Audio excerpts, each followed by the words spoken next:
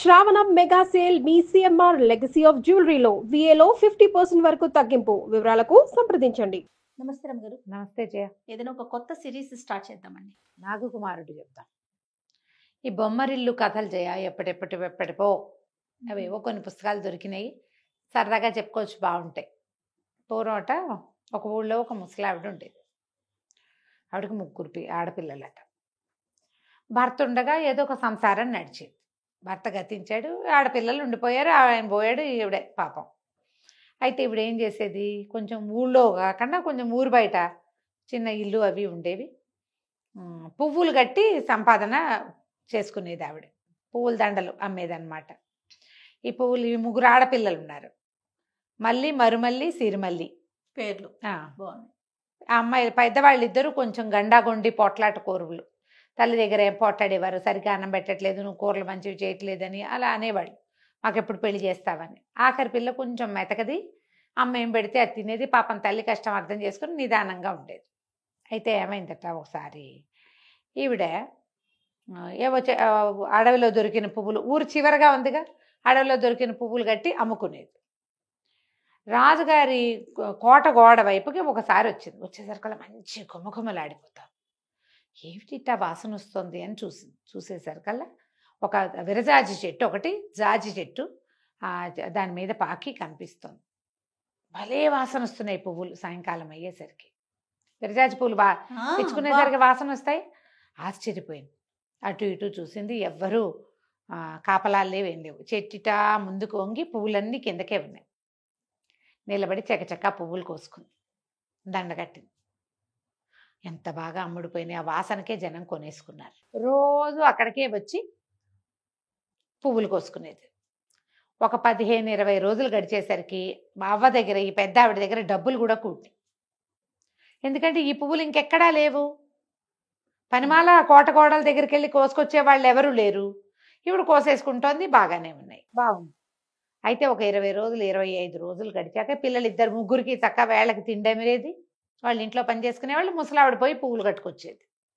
ఒకనాడు వెళ్ళేసరికి మామూలుగా ఆ పువ్వులు ఇట్లా మనిషి దగ్గరికి వెళ్ళేసరికి రాలేవట, కోయక్కర్లా, రాలిపోతూ ఉండేవి. రాలిన పువ్వు రాలినట్టు ఏరుకొచ్చేసేది, ఒక్క పువ్వు కింద లేకుండా. చూస్తే ఏ ఒక్క పువ్వు రాలరా, అన్ని చెట్టుకే ఉన్నాయి. ఏం చేయాలో తెలియలే. ఆ పువ్వు అందేలాగా లేదు, రాలితే ఏరేసుకోవచ్చు. తీరా ఆవిడ అటు ఇటు చూసింది, పువ్వులు చెట్టుకే కనపడుతున్నాయి. ఏం చేయాలో తెలియదు, వెళ్ళిపోయింది. రెండో రోజు, మూడో రోజు కూడా వచ్చింది. వచ్చేసరికల్లా లేవు పువ్వులు. డబ్బులేవి? ఆ పువ్వులు లేకపోతే ఎవరు కొంటల్లా. ఈవిడ అడవి నుంచి తెచ్చే పువ్వులు ఎవరికి ఎక్కర్లా. ఇప్పుడు తేవట్లేదు కూడా. ఈ చెట్టు పువ్వులే, ఈ రాలిన పువ్వులే, ఈ జాజులే జనాలకు అమ్ముతోంది. సరే 5 రోజులు ఇంచుమించుగా ఆ పువ్వులు అందల. 6వ రోజు ఈవిడ వెళ్ళేసరికల్లా దాన్ని ఎట్టగైనా అందుకోవాలని ఏం చేసిందట, ఓ చిన్న రాయి ఏదో జరుపుకుని దాని మీదకి ఇట్లా ఎగరపోయింది. ఎగిరేసరికల్లా బుస్సుమని వినపడింది. అమ్మో ఏమిట్రా దేవుడా అని చూసేసరికల్లా ఒక నల్లటి తాచుపాము చెట్టుకి ఇట్లా ఆ కొమ్మలకి చుట్టుకొని కనపడింది. బుస కొడుతోంది. హడిలిపోయింది. హడిలిపోయేసరికి దిగేసింది రాయి. చూస్తూ నుంచింది. ఏం చేయాలో తెలియలా. ఈ పాము ఉండటం వల్లే ఈ పువ్వులు రాలటం లేదనిపించింది. ఏమన్నది, ఓరి బాబు, నువ్వున్నావా బంగారు తండ్రి, కాస్త గట్టిగా విదిలిస్తే 4 పువ్వులు రాలితే బతికిపోతాను ముసలిదాన్ని, రాల్చవు కాసిన పువ్వులు అంతే. అనేసరికల్లా ఆ పాము ఉంది వెంటనే, ఓ అమ్మాయిని ఇచ్చి పెళ్లి చేస్తావా, నీ కూతుర్ని ఇచ్చి నాకు రాలుస్తాను పువ్వులు అంది. అనేసరికల్లా ఊసిదీని దుంపదగా, దీని నల్లమొహం ఇదేను, పాముకి నా పిల్ల కావాలా అని అనుకుని మాట్లాడలా. ఏం మాట్లాడవు అత్త అని అడిగింది మళ్ళీ పాము. పిల్లనిచ్చి పెళ్లి చేస్తానంటే పువ్వులు రాలుస్తా అనేసరికి ఏమంది, సరే సరే ఒప్పుకుంది. అట్లాగే అమ్మాయినిచ్చి పెళ్లి చేస్తాలే అన్నది. అనేసరికల్లా ఆ పాము గట్టిగా ఇట్లా విదిలిచ్చింది చెట్టు. కొన్ని పువ్వులు రాలి నిన్నే చాలు. పావు బుట్ట కూడా నిండల ఏరింది. అంతకుముందు బుట్టెడి పూలు వచ్చేసేవి. ఆ బాబు నీ పుణ్యం ఉంటుంది, ఇంకొకసారి విదిలిద్దు అని మళ్ళీ అడిగేసరికల్లా, మరి రోజు భోజనం పెడతావా, నాకు పిల్లనిచ్చి పెళ్లి చేసి రోజు భోజనం పెడతావా అని అడిగింది పాము. సరేనంది. మళ్ళీ విదిల్చేసరికి మళ్ళీ పడ్డాయి. అరపుట్ట కూడా నిండల.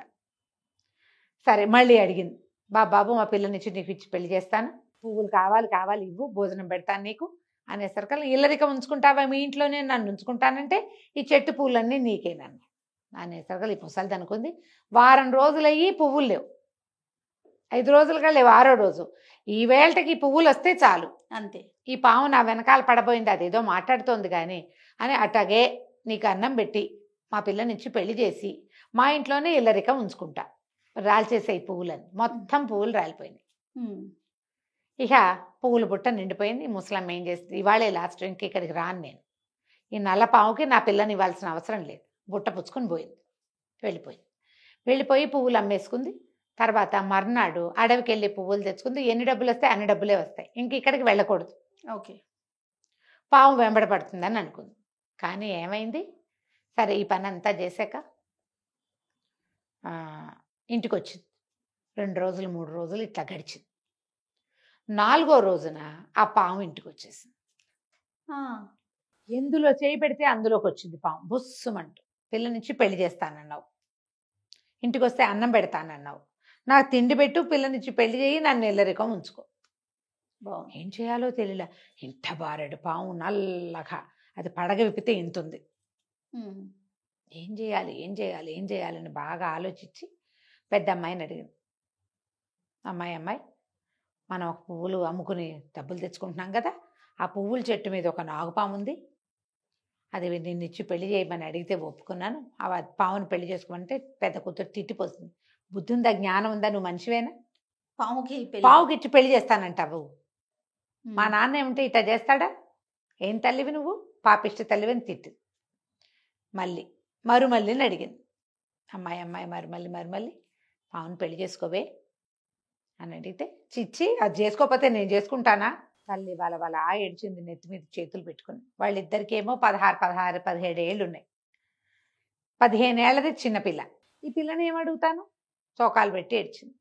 చిన్న కూతురు అడిగింది, ఎందుకే అమ్మ అట్ట ఏడుస్తున్నావు, ఎందుకమ్మా అంత బాధపడుతున్నావు, ఏమైంది, పువ్వులు లేవా, పువ్వులు దొరకట్లేదా అని అడిగేసరికి, పువ్వులు కాదమ్మాయి, ఆ చెట్టు మీద ఉన్న నాగుపాము అడిగితే పిల్లనిచ్చి పెళ్లి చేస్తానన్నాను, అది దాంతో పోలేదు, ఆ పాము వచ్చి ఇంట్లో కూర్చుంది, నల్ల పాము, పిల్లనిచ్చి పెళ్లి చేయకపోతే కుదరదు, అక్కయ్యలు ఇద్దరు వద్దంటున్నారంటే, పోరీలేమ్మా నేను చేసుకుంటానులేమ్మా, ఏడాబాకమ్మా అని పిల్ల ఆ సిరిమల్లికి ఈ పావునిచ్చి పెళ్లి చేస్తుంది.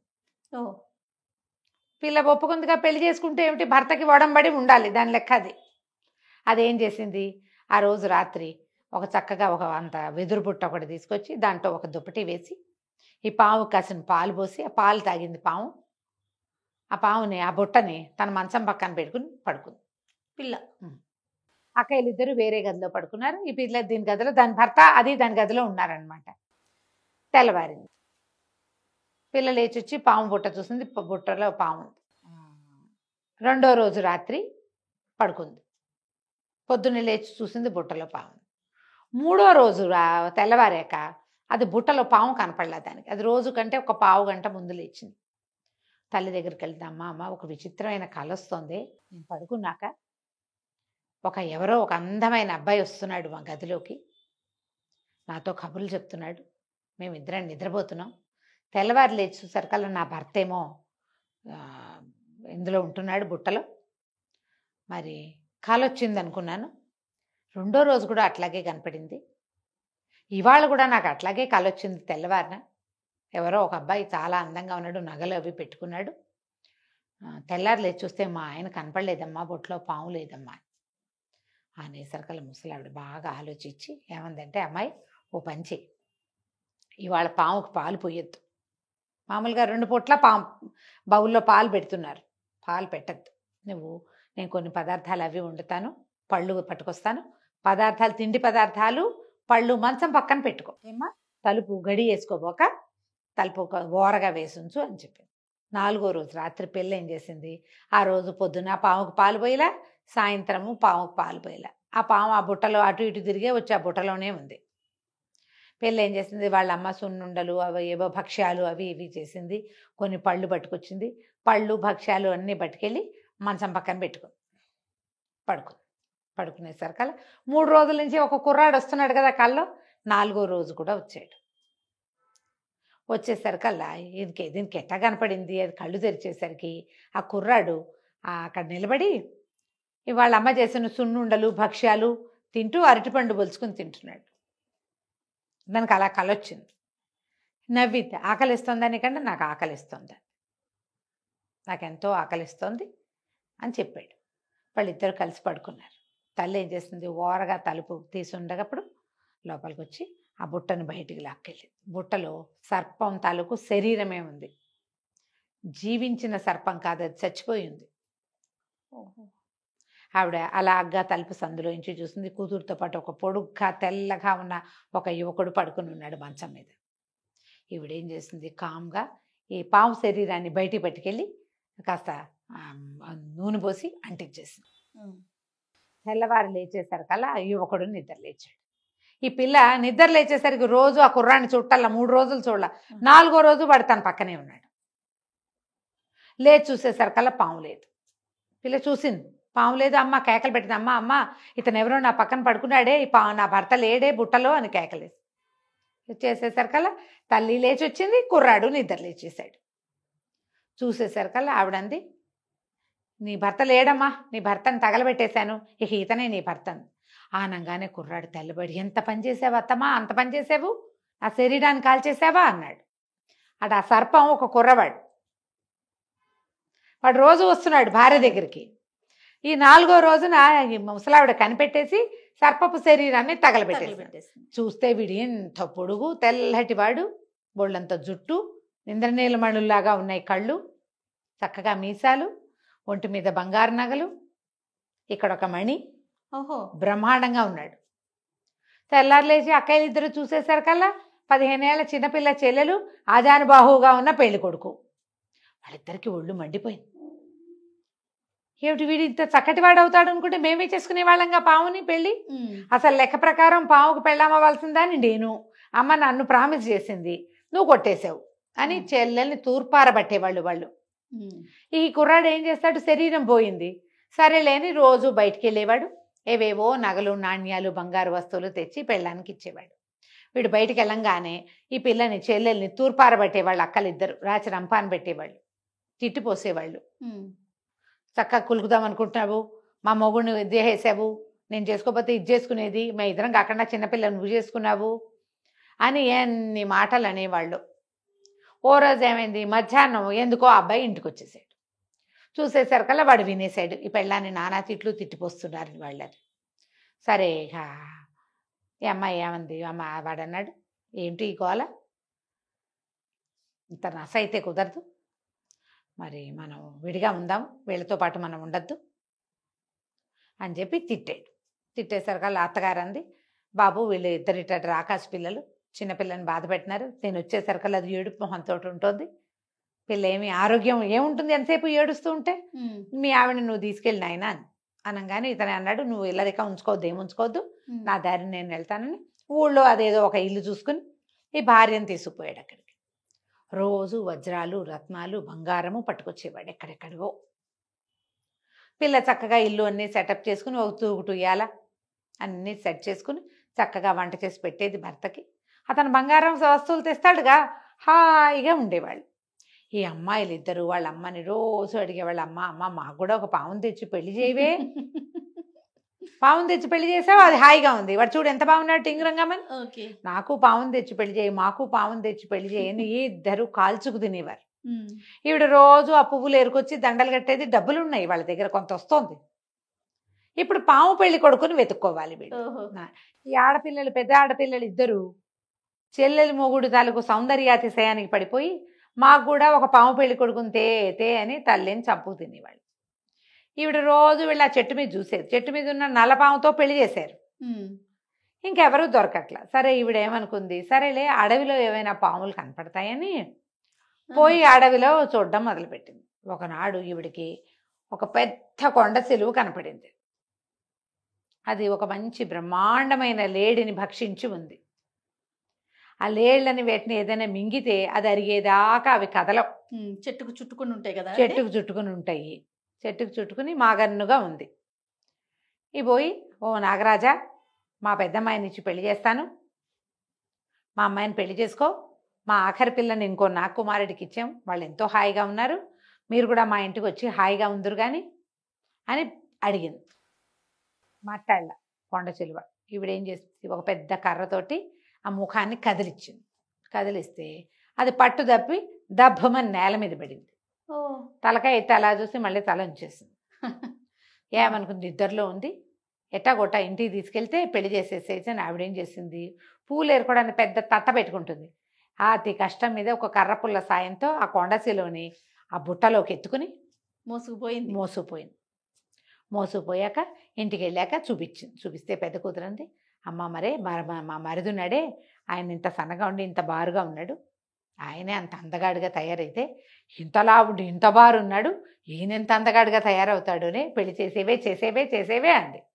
ఇంకేముంది, పెళ్లి చేశారు తూతు మంత్రం.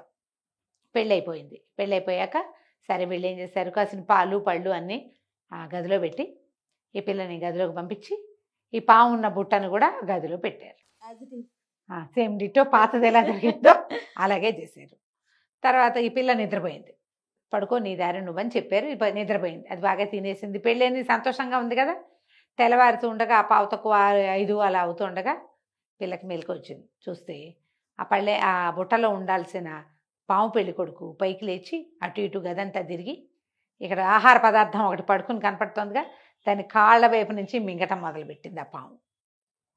ఆ అమ్మాయి కేకలు పెట్టింది, అమ్మ అమ్మ అమ్మ మా ఆయన ఏంటో, మా ఆయనే నా కాళ్ళ మీదకి ఎక్కుతున్నాడమ్మా, నా భయం వేస్తుంది, రావే అని కేకలు పెట్టింది. ఓహో, ఆయన ఏదో కాళ్ళని నిమురుతున్నాడు అనుకుని ఏం పర్వాలేదు అట్లాగే ఉంటుంది శోభనం అంటే, ఉండు అక్కడే ఉండు, ఏం పర్వాలేదు అని ఇలా నడుం దాకా వచ్చాడు. అమ్మాయి పామే కొండ చిలువ మింగేస్తోంది అమ్మాయిని.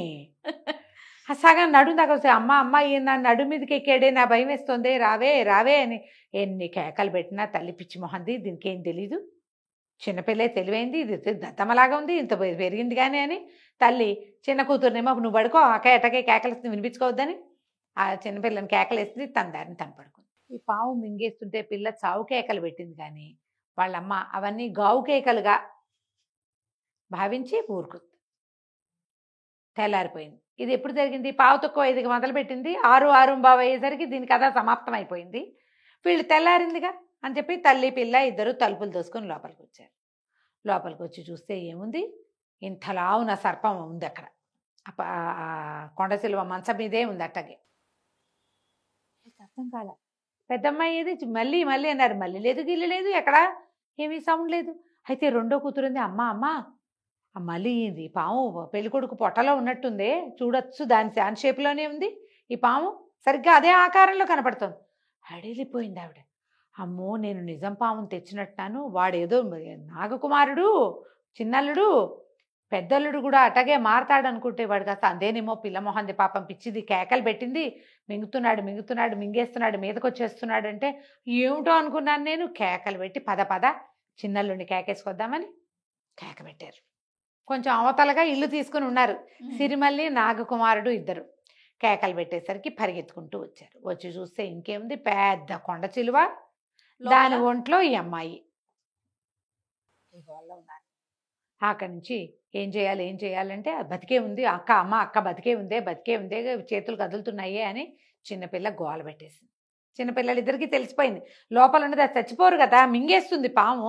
అదేం చేస్తుంది, ఇది జీర్ణం అవ్వటానికి ఓ చెట్టుకో దేనికో చుట్టేసుకుంటుంది. ఆ లోపలికి చేరిన వాళ్ళ ఎముకలు అవన్నీ పటపటలాడిపోతాయి, బతికే ఉంటారు. కేకలు పెట్టేసరికల్లా చూస్తారేమండి, దీని పొట్ట చీరేసేయండి, అక్కయ్య బయటకు వస్తుంది అని చెప్పింది సిరిమల్లి. అల్లుడు చేయనాయనా, నువ్వు బలశాలివి, ఈ పాముని చీరేనాయన అంటే వాడు కంగారు పడ్డాడు. అయ్యో అలా చేయకూడదండి, ఎవరినైనా పిలవండి అన్నాడు. పిలవండి అనేసరికల్లా అత్తగారంది, అయ్యో ఎవరినైనా పిలిచేదాకా సమయం ఏది నాయనా, ఇదేమో ఊరి చివరి ఇళ్ళు మనవి, ముందరిళ్లల్లో కూడా మగవాళ్ళు ఎవరు లేరు, అయిన వాడివి అల్లుడివి, దాన్ని రక్షించవా నువ్వు, అది నిన్ను విసిగిచ్చిందనుకో, నీ పెళ్ళాన్ని తిట్టిందనుకో, అయితే మాత్రం చచ్చిపోతున్న దాన్ని రక్షించవా అని బాగా నిష్ఠూరాలు వేసి చేసేయి నువ్వే చీరేసేయి అని కేకలు పెట్టారు. ఈ సిరిమల్లె కూడా భర్తని, అదేంటండి చూస్తూ ఊరుకుంటారు, అక్కయ్య చచ్చిపోతుందండి అని అది ఏడ్చి వలవలా చేయండి బావుని చీరేసేయండి అని బలవంత పెట్టేసింది. తనకి ఇంకేం దారి లేక ఏం చేశాడు, ఒక గొడ్డలు లాంటిది బట్టి ఆ పాముని చీరేసాడు. చీరేయంగానే పాము ఇట్లా విడిపోయింది, లోపల నుంచి అమ్మాయి కాస్త బయటపడింది. పైగా ఈ పాముకి లోపలంతా జిగట నెత్తురు దాని ఉంటాయి కదా, అదే పైగా కొంత విషం ఉంటుందట. అది అయోమయంగా గతరబిత్తరగా అయిపోతూ ఉన్న ఆ పెద్ద పిల్లని చూసుకుంటున్నారు తల్లిను రెండో కూతురు. ఇంతలో ఇతను ఈ అమ్మాయి సిరిమల్లి భర్తని, ఏమండి పర్వాలేదు కదా పర్వాలేదు కదా అంటే, పర్వాలేదు కానీ మళ్ళీ ఇంకా నేను నీకు ఇంకా కనపడను, ఈ పని చేయకూడదు అని చెప్పి చూస్తూ ఉండగానే పొడుగ్గా చక్క తెల్లగా అందంగా ఉండేవాడు నల్లపాముగా మారిపోయి పక్కుంటూ వెళ్ళిపోయాడు. పిల్ల నిర్ఘాంతపోయింది. ఎప్పుడైతే భర్త పాము రూపంలోకి వచ్చాడో హడలొచ్చేసింది దానికి. ఇంకా నేను నీకు కనపడ్డు అని కూడా అన్నాడుగా. ఒక 6 నెలలుగా చక్కగా కలిసి కాపురం చేస్తున్నారు ముచ్చటగా. ఇక అమ్మాయి పాము వెనకాలబడి పరిగెత్తేసింది. తల్లేమో ఈ పెద్ద కూతురు స్పృహ తప్పిపోయి అది నానా రకాలుగా ఉండి ఈ పాము శరీరము ఈ గందరగోళాల్లో ఆ చిన్నల్లుడు పాముగా అయిపోయినట్టు, చిన్నపిల్ల అతను వెనకాలబడి పరిగెత్తినట్టు ఆవిడ చూసుకోలేదు. ఆ పిల్ల కాస్త పరిగెత్తుకుంటూ వెళ్ళిపోయింది. వీళ్ళు ఏం చేశారు, అదే వేడి వేడి నీళ్లు పెట్టి శుభ్రంగా అమ్మాయి ఒళ్ళంతా కడిగి దానికి తినడానికి తాగడానికి పెట్టి ఎట్టాగొట్టా దాన్ని స్పృహలోకి తెచ్చి, ఆ చచ్చిపడి ఉంది కదా కొండ సిలువ ముక్కలైపోయి ఉంది కదా, దాన్ని అంతా అక్కడి నుంచి తీసి ఓ దుప్పట్లో మూట కట్టి తీసుకెళ్ళి ఎక్కడో పారేసి నిప్పు పెట్టి వెలిగించేశారు. ఈ హడావిడంతా ముగిసి వీళ్ళు అలిసిపోయి పడుకుని తెల్లారేక చూసుకున్నారు. చిన్న పిల్ల లేదు, చిన్న అల్లుడు లేడు. ఆవిడ రెండో పెద్ద పిల్లని మర్నాడు పొద్దున కాస్త వేడి వేడి అన్నం వండి పెట్టి పువ్వుల బుట్ట చేత్తో పుచ్చుకుని చిన్నపిల్లకి అంతా బాగానే ఉందని చెబుదామని వాళ్ళ ఇంటికి వెళ్ళింది. ఇల్లు నిన్న వదిలేసి వచ్చిన ఇల్లు వదిలేసినట్టే ఉంది. వాకిలి ఊరికే గొళ్ళెం పెట్టి, ఇంట్లో మనిషి మసలేని దారి లేదు. మా అమ్మాయి ఏదైనా అడిగితే నేను పొద్దున మీ ఇంటికి వచ్చారుగా అన్నారు పక్కింటి వాళ్ళు. నిన్నొచ్చింది, ఇవాళకి లేదు. ఆవిడ కూతురు కోసం అటు ఇటు వెతికింది. అల్లుడేమయ్యాడో కూతురు తెలియలా. అసలు ఆ సమయంలో ఏం జరిగిందో వాళ్ళకి తెలియదు. ఈ పిల్ల ఏం చేసింది, సిరిమల్లి ఆ పాము వెనకాల పడిపోయింది. ఆ పాము ఏ పక్కకి వెళ్తే ఆ పక్కకి వెళ్ళి వెళ్ళి వెళ్ళి వెళ్ళి ఒక అడవిలోకి పోయింది. ఓ చెట్టు కింద పడుకుంటే దానికి కల వచ్చింది. భర్త కాసేపు మనిషి మొహంలాగా కాసేపు పాము మొహంలాగా కనపడుతున్నాడు. నువ్వు ఇంటికి వెళ్ళిపో, వేరే వివాహం చేసుకో, ఇంకా నీకు నాకు చెల్లు, మనకి ఏ దారి లేదు, ఇంకా నేను మామూలు రూపం రాదు నాకు, నువ్వు ఇంటికి వెళ్ళిపో అని చెప్తున్నాడు. పిల్ల లేచి ఏడ్చుకుంటూ కూర్చున్నాక అప్పుడు దానికి తెలిసింది తను ఎక్కడున్నాను అని చూసుకుంటే ఒక నది ఒడ్డున ఉన్నది తను. అక్కడంతా నదికి అది కూడా నది పాయ అన్నమాట, చాలా పెద్దది కాదు, దాటి వెళ్ళచ్చు. ఆ నది అవతల భాగం మెత్తటి నేలగా కనపడుతుంది. బోలెడన్ని పుట్టలు ఉన్నాయి అక్కడ. ఎన్ని పుట్టలో ఆ నదీ పరివాహక ప్రాంతాల్లో ఉన్నాయి. ఆ అమ్మాయి ఆ పుట్టలకి వేసే చూస్తుంది. దానికి ఏమనిపించింది, రాత్రి భర్త కల్లో కనపడ్డాడు కదా, కనపడ్డప్పుడు అతను కొన్ని పుట్టల మధ్యలో ఇంచి తనతో మాట్లాడినట్టుగా అనిపించింది. ఆ పుట్టలు ఈ పుట్టలేనేమో, అతను ఇందులో చేరిపోయి ఉంటాడని ఈ అమ్మాయి ఏం చేసింది, ఆ నదిలో స్నానం చేసి ఏవో 4 పళ్ళు కోసు తిన్నది. సరే అటు నది దాటి అటు వెళ్ళి ఈ పుట్టల దగ్గర అంతా శుభ్రం చేసి అడవిలో అటు ఇటు తిరిగి రంగురాళ్ళు అవి కనపడతాయి. ఏవో 2 తెల్లరాళ్ళు, సున్నపు రాళ్ళు, మట్టి రాళ్ళు కొన్ని కనపడితే 2 ఆకుల్లో ఓ తెల్లటి పొడి ఎర్రటి పొడి 2 పొళ్ళు సిద్ధం చేసుకుని ఊడ్చిందిగా ఈ పాముల దగ్గర అంతా, ఈ పుట్టల దగ్గర పుట్టక దగ్గర ఏం చేస్తాం మామూలుగా శుభ్రం చేసి నున్నగాలికి ముగ్గేసి 2 పళ్ళు తెచ్చి అన్ని పుట్టల దగ్గర తలా 2 పళ్ళు పెట్టింది. ఇక అక్కడే ఉండిపోయింది. ఇంకా అది ఇంటికి వెళ్ళాల. తల్లి రోజు వస్తూనే ఉంది, కూతురు వచ్చిందేమని. కూతురు లేదు, అల్లుడు లేదు. ఈ పిల్ల రోజుల తరబడి అక్కడే ఉండిపోయింది. ఆ అడవిలో ఉన్న పళ్ళేవో కోసు తినేది, చెరువుకి ఈ నదికి అవతల వైపు ఉన్న పెద్ద చెట్టు కింద పడుకునేది, చెంగుపరుచుకు పడుకునేది. ఆ చీర ఒక చీర కట్టుకొచ్చింది కదా ఇక్కడికి, చీరను 2 ముక్కలు చేసుకుంది. ఓ ముక్క ఆరేసేది, 2వ ముక్క కట్టుకునేది. మానవ మాతృడు లేడు అక్కడ. అది మాత్రం శుద్ధంగా నదిలో స్నానం చేయటం, ఇవన్నీ శుభ్రం చేయటం, ముగ్గేయటం, పళ్ళు కోసుకొచ్చి అందరి దగ్గర తల 2 పళ్ళు పెట్టాం, ఓ 2 పళ్ళు తినేది. ఇదే పని మీద చేయగా ఏమైంది, భర్త మాత్రం దానికి కనపడుతూనే ఉన్నాడు. నువ్వు వెళ్ళిపో, ఈ ప్రయత్నం మానేసేయి అంటే అమ్మాయి ఊరుకోలే. భర్తను వదిలిపెట్టి వెళ్ళటం ఇష్టం లేదు దానికి. పోతాను, ఇక్కడే ఉంటా. ఏమైంది, ఒకరోజు పౌర్ణమి నాడు, ఎన్ని రోజులో గడిచిపోయింది, పౌర్ణమి వచ్చింది. ఆ పౌర్ణమి నాడు మొత్తం సర్పాలన్నీ వచ్చేసినాయి ఆ పుట్టల్లో నుంచి బయటికి. వచ్చేసరికల్లా ఈ పిల్ల ఏం చేస్తుంది, పరిగెత్తుకుంటూ ఆ అర్ధరాత్రి వేళ ఆ పౌర్ణమి మొత్తం నిండు చంద్రుడు వచ్చాక అన్నీ వచ్చేసినాయి. పరిగెత్తుకుంటూ ఆ సర్పాల దగ్గరికి వెళ్ళింది. అన్నిటికంటే మధ్యలో ఒక పెద్ద పుట్ట ఉంది. అందులో ఒక మహాబ్రహ్మాండమైన సర్పం, 5 తల సర్పం కనపడుతుంది. వెళ్ళి దండాలు పెట్టింది. ఆ సర్పం మానవ రూపంలోకి మారి, ఎవరమ్మాయి నువ్వు? నువ్వేనా రోజు ఈ పుట్టల దగ్గర శుభ్రం చేసి నైవేద్యం పెడుతున్నావు నువ్వేనా అంటే, అవునండి, నేను నా భర్త కోసం వెతుక్కుంటూ వచ్చాను, నా భర్త ఈ పుట్టల్లోనే ఎక్కడో ఉన్నాడు అనేసరికల్లా అతను అన్నాడు, నీ భర్త పుట్టల్లో ఎట్టా ఉంటాడమ్మా? మానవుడు అన్నాడు. మానవుడు కాదండి, నా భర్త ఒక సర్పం, అతను మానవ రూపంలో నాతోటి జీవిస్తున్నాడు.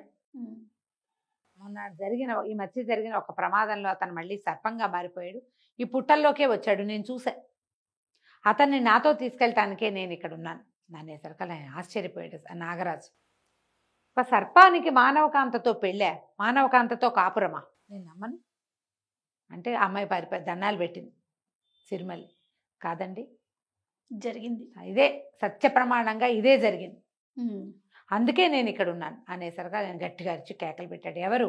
ఈ మానవకాంతని వివాహం చేసుకున్నాడు అనేసరికల్లా మెల్లిగా ఈ పాము బయటకు వచ్చింది. ఆయన ఆశ్చర్యపడి, ఆయన కుమారుడే వాడు. ఓహో, నువ్వు నా కుమారుడివి, ఇంత పని చేస్తావా? ఈ రూపం నీకు ఎందుకు వచ్చింది? నువ్వు మళ్ళీ మానవుడిగా మారుతున్న వాడివి, ఇలా ఎందుకు జరిగిందని ఆయన దివ్య దృష్టితోటి చూశాడు.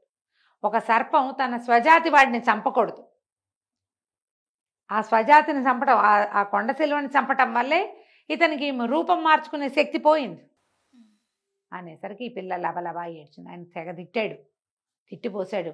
పావులన్నీ ఫూత్కారాలు చేసినాయి. ఎందుకు?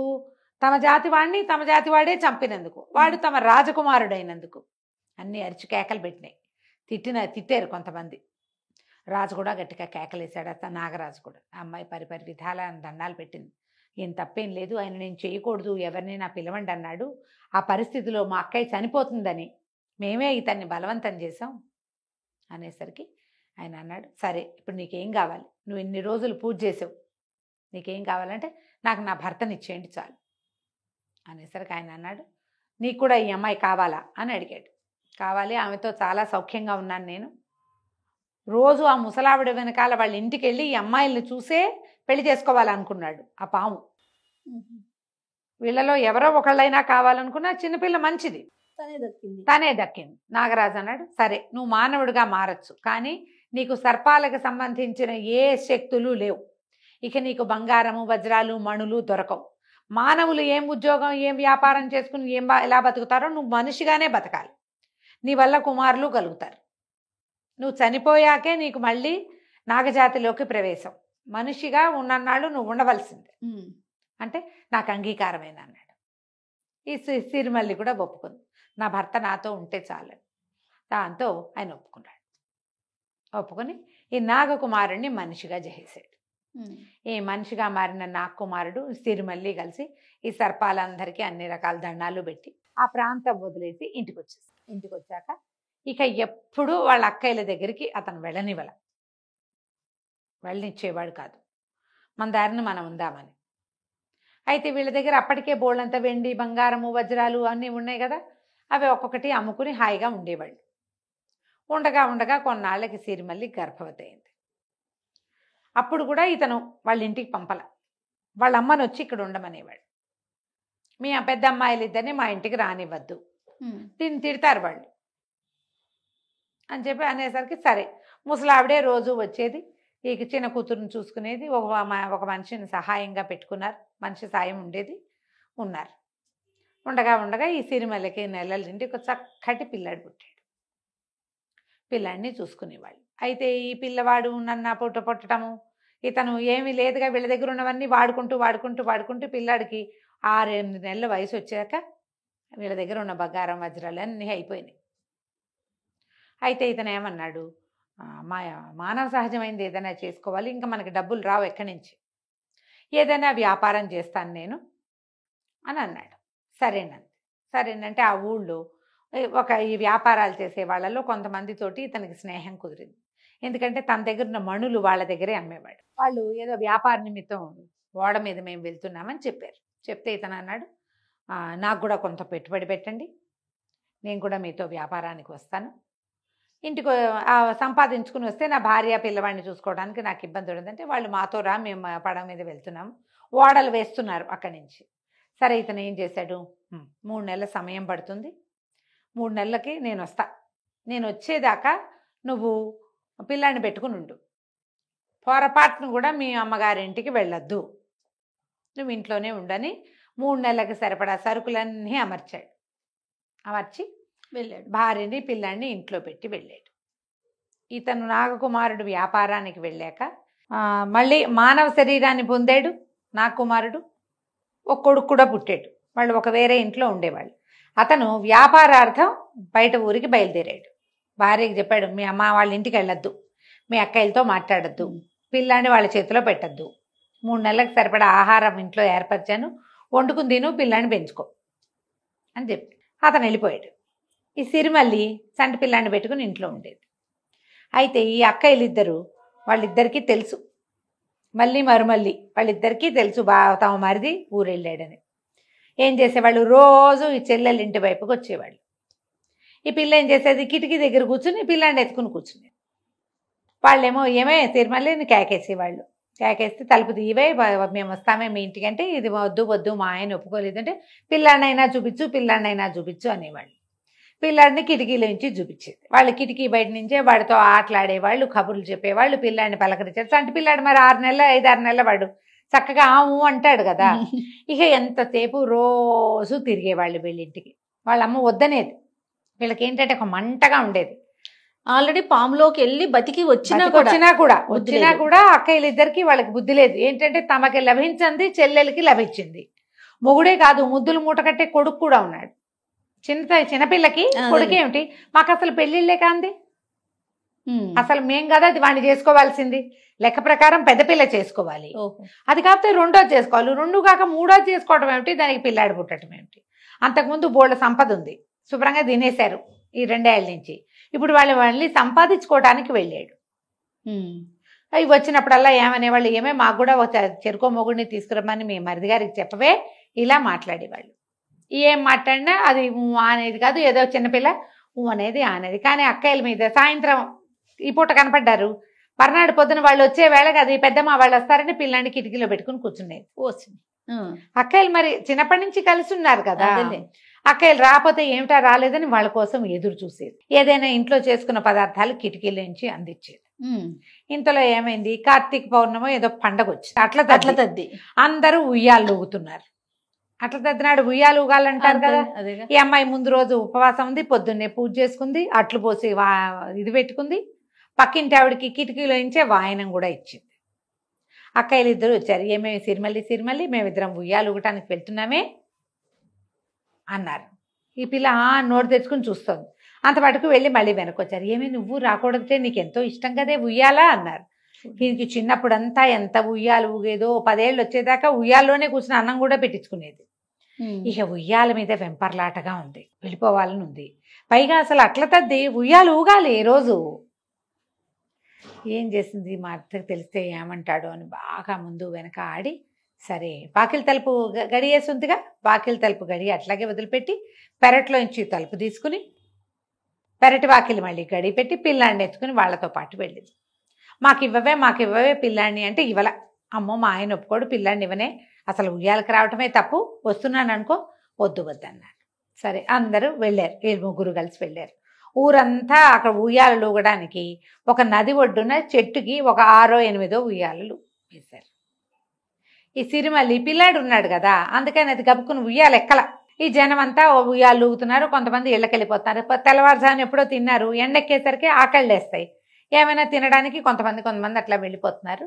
అక్కా చెల్లెళ్ళు 3 మిగిలేరు అక్కడ.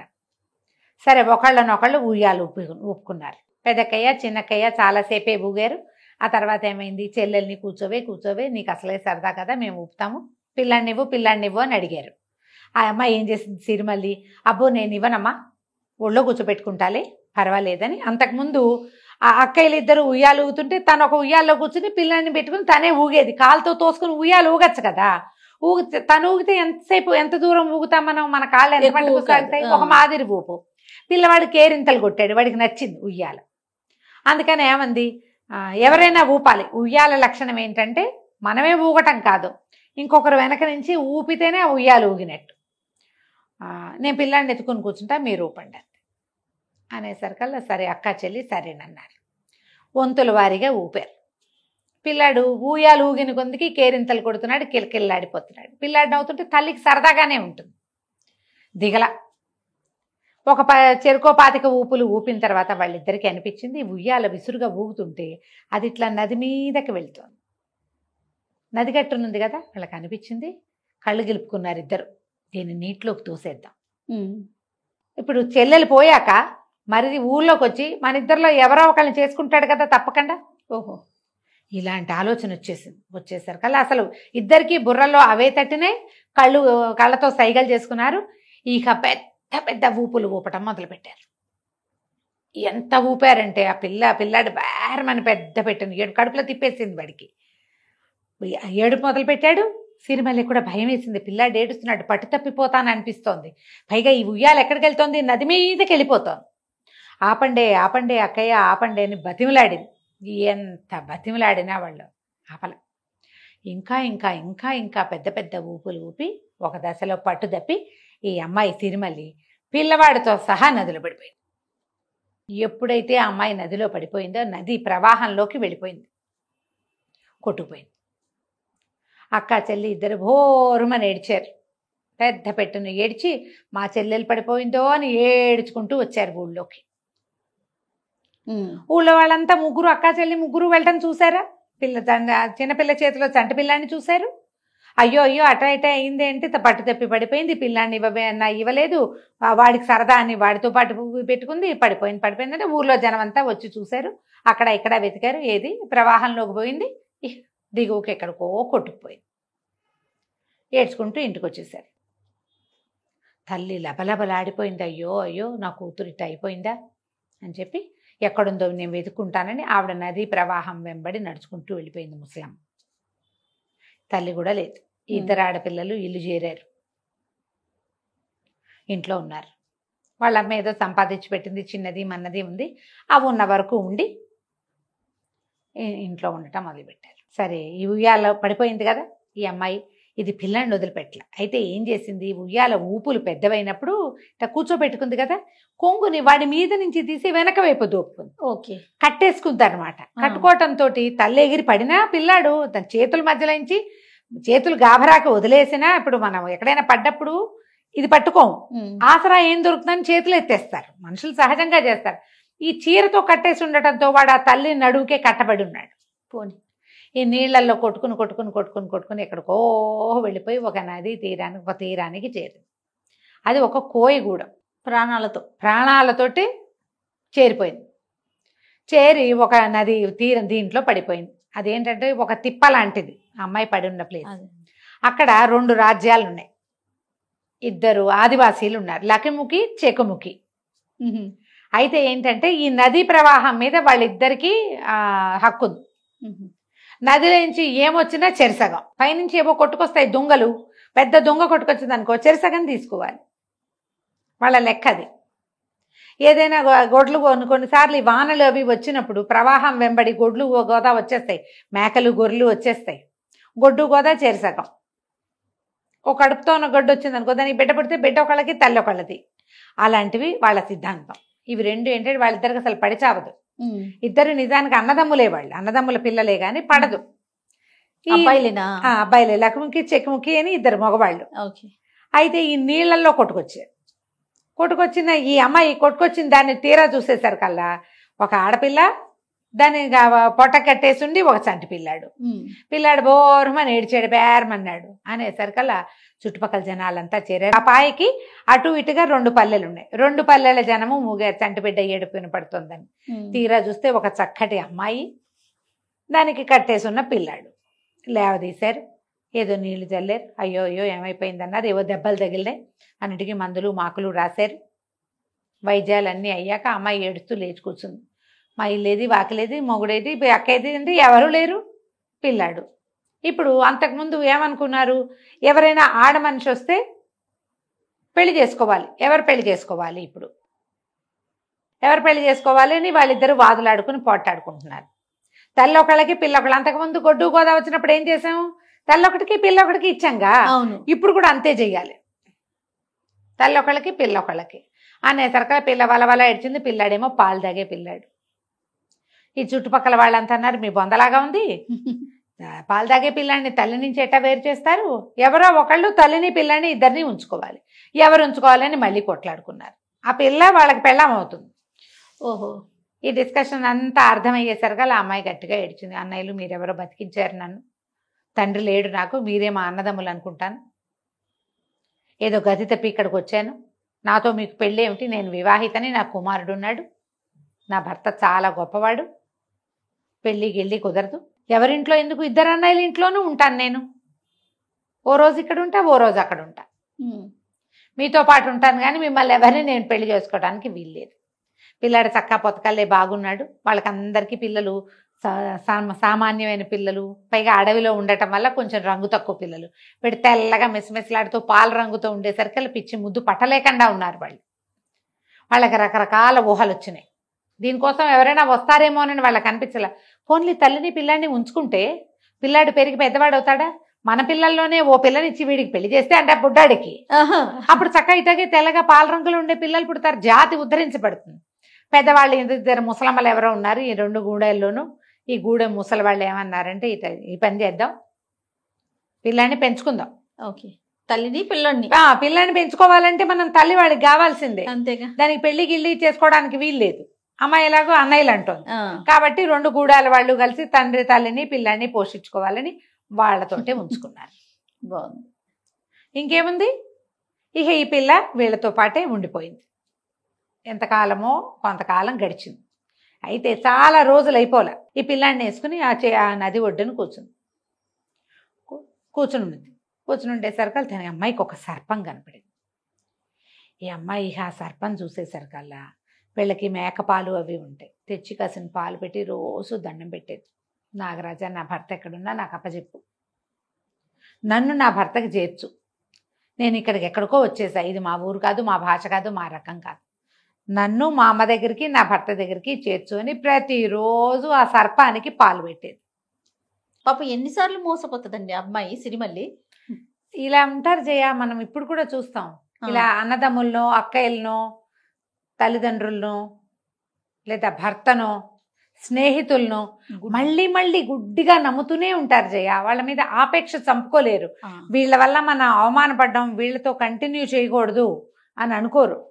ఏదో అంటే రిలేషన్ కంటిన్యూ చేద్దాం కానీ ఇంకా వీళ్ళతోటి ఏ వ్యవహారం పెట్టుకోకూడదు, జాగ్రత్త పడలేరు జయ. అసలు ఇంకా క్లోజ్ రిలేషన్స్లో అస్సలు ఉండరు, ఎవరో అట్లా వదిలిపెట్టగలిగే వాళ్ళు. సాధారణంగా మోసపోయిన చోటే మళ్ళీ మళ్ళీ మోసపోతూ ఉంటారు, మనుషుల లక్షణం అదేలేండి. ఈ నీళ్ళల్లో పడిపోయింది, వాళ్ళకి దొరికింది. ఏం చేసేది, ఆ పడిపోయిన రోజు నుంచి ఆ రోజు వెళ్ళిపోయిందా, రోజులు లెక్క పెట్టుకోవటం మొదలుపెట్టింది ఈ అమ్మాయి. భర్త వెళ్ళాక ఒక 15 రోజులో ఎంతకో 10 రోజులో గడిచింది తను ఉయ్యాలు ఊగటానికి. 9-10 రోజులు గడిచింది.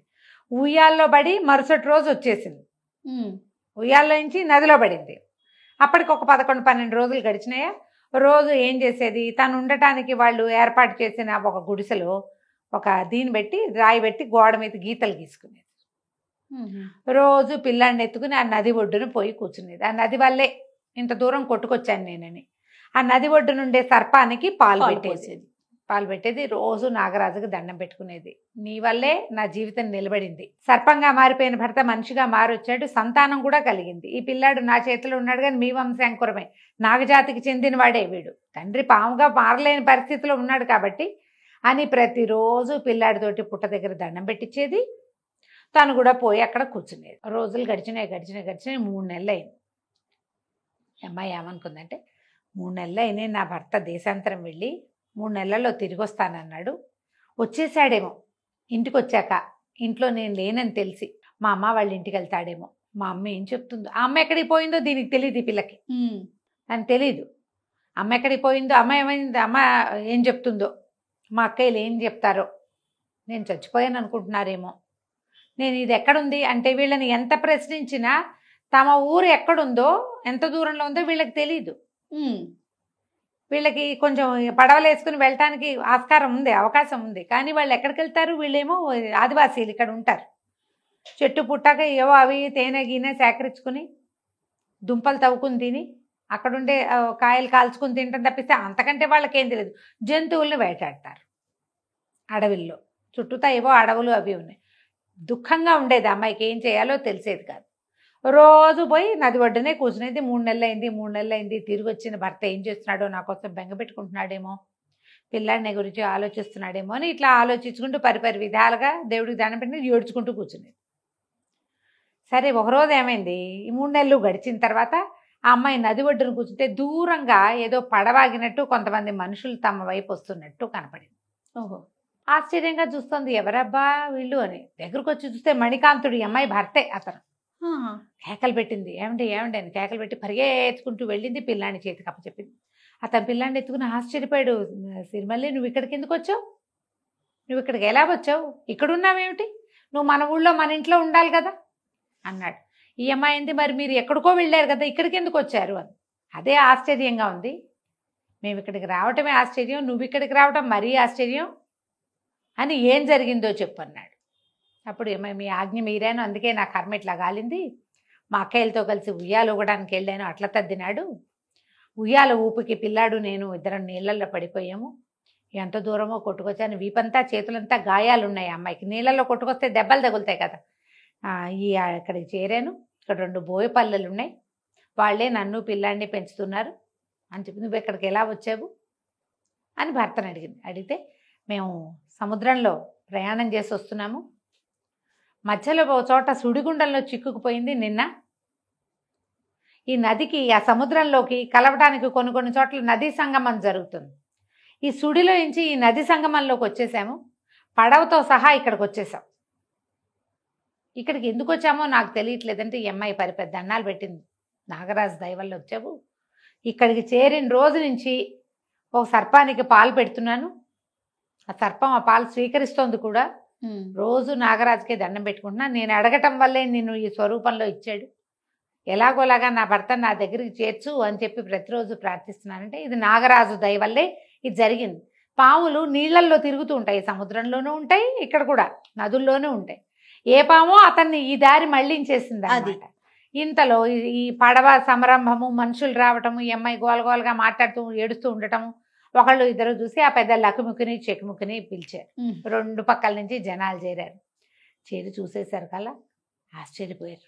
ఎవరెవరో వస్తున్నారని ఆయుధాలు తెచ్చుకున్నారు. ఈ పడవలో నుంచి దిగిన వాళ్ళు కూడా ఇక్కడ ఎవరో గుంపు ఉన్నారు, వీళ్ళు మన మీద పడి పడవల మీద పడితే పడవల్లో బోల్డ్ సంపద ఉంది, వాళ్ళు కూడా గబగబా పరిగెత్తుకుంటూ పోయి ఆయుధాలు తెచ్చుకున్నారు. అందరి చేతిలోనూ ఆయుధాలు ఉన్నాయి. మణికాంతుడు ఈ నాగకుమారుడి చేతిలో కూడా ఒక ఆయుధం ఉంది. ఈ అమ్మాయి మధ్యలో పరిగెత్తుకెళ్ళి వాళ్ళ లకుముక్కి చెక్కుముక్కి చెప్పింది, అన్న మీరు నన్ను రక్షించారు, ఇగో ఇతనే నా భర్త, నా పిల్లవాడి తండ్రి, నా కోసమే ఇక్కడికి వచ్చాడు, వాళ్ళు యుద్ధం చేయటానికి రాలేదు అని వాళ్ళని బతిమలాడి భర్తకు చెప్పింది. వీళ్ళే నన్ను కాపాడారు, 3 నెలల నుంచి పిల్లవాడిని నన్ను పోషించారు, నన్ను చాలా చక్కగా చూసుకున్నారు, సొంత పిల్లని చూసినట్టు అని భర్తకు కూడా నచ్చజెప్పింది. పడవలో జనాలు కొంతగా ఆగారు.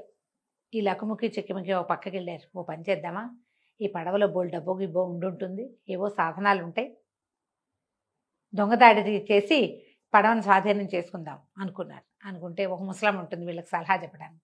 ఆవిడంది, ఒరే మీ దుంపదేగా, మనం ఆటవికులం, మన దగ్గర కొన్ని ఉన్నాయి ఆయుధాలు, వాళ్ళ దగ్గర ఆయుధాలు చూడండి, కత్తులు ఎట్లా తలతళ్ళాడుతున్నాయో, వృధాగా చచ్చిపోతారా ఎందుకు, మనం పెంచిన పిల్ల, దాని మొగుడు, వీళ్ళు మన చుట్టాలు, మీకు నాగరిక ప్రపంచపు వ్యవహారాలు కావాలంటే వీళ్ళతో పోయి ఆ పడవలో పోండి, వెళ్ళండి హాయిగా, అంతేగా నేర్చుకుండండి, అంతేగాని వీళ్ళని చంపి అదేదో చేద్దామని అనుకోవద్దు, వాళ్ళ వస్తువులు వాడడం మనకి రాదు, అసలు ఆ కత్తి పట్టుకోవడమే మనకు రాదు, వాళ్ళ దగ్గర ఇంత పొడు కత్తులు ఉన్నాయి, దానికో పిడి దానికో వర. అడవి వాళ్ళ దగ్గర ఏముంటాయి, వీళ్ళ దగ్గర ఎక్కువగా బాణాలు ఉంటాయి, బండ కత్తులు ఉంటాయి వీళ్ళ దగ్గర, మొండి కత్తులు.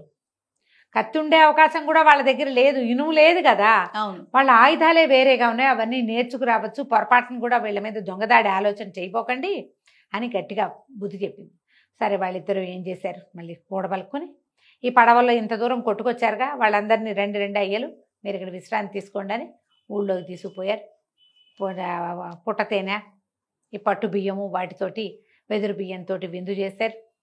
ఓ పూట వాళ్ళని విశ్రాంతి ఇచ్చాక ఈ అమ్మాయితో సహా మీరు వెళ్ళిపోదురు కానని చెప్పారు. సరేననుకున్నారు. మొత్తం అంతా పడవలెక్కి పోయారు వెనక్కి. లకుముకి చెక్కుముకి కూడా ఆ పడవెక్కారు. ఆ పడవలెక్కేసి వెళ్ళిపోయారు. వెళ్ళి కొంత దూరం వెళ్ళి వాళ్ళకి దారి చూపించేసి ఆ పడవ నది ఎక్కడి నుంచి వస్తుందో ఆ దారి చూపించారు.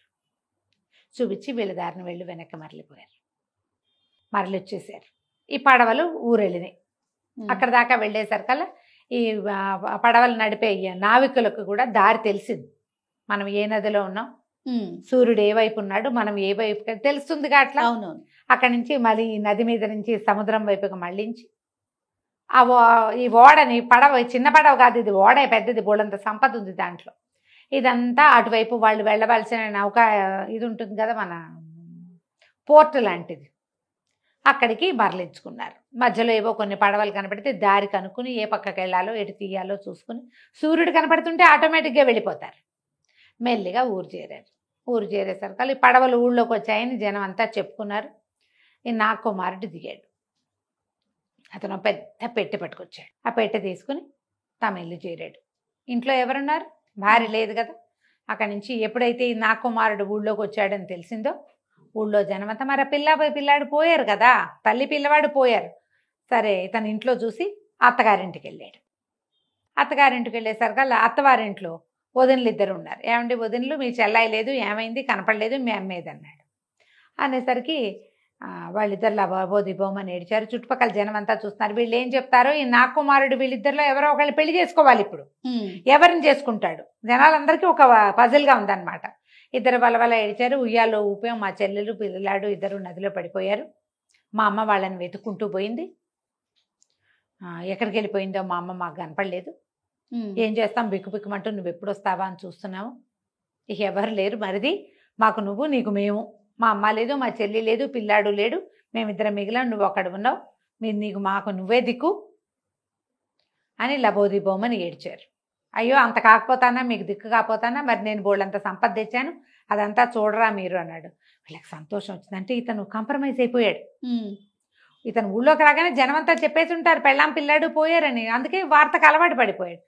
ఎందుకు చూడం మరిది, నువ్వేం తెచ్చావో, ఏం విశేషాలు తెచ్చావో, మా చెల్లెలకి అంతే గతి లేకపోయింది పాపం, దానికి అదృష్టం లేదు, ఆ అదృష్టం ఏదో మేమే సొంతం చేసుకుంటామో ఏమిటో, చూపించు నువ్వేం తెచ్చావంటే, మరి పదండి మా ఇంటికి వెళ్దామన్నాడు.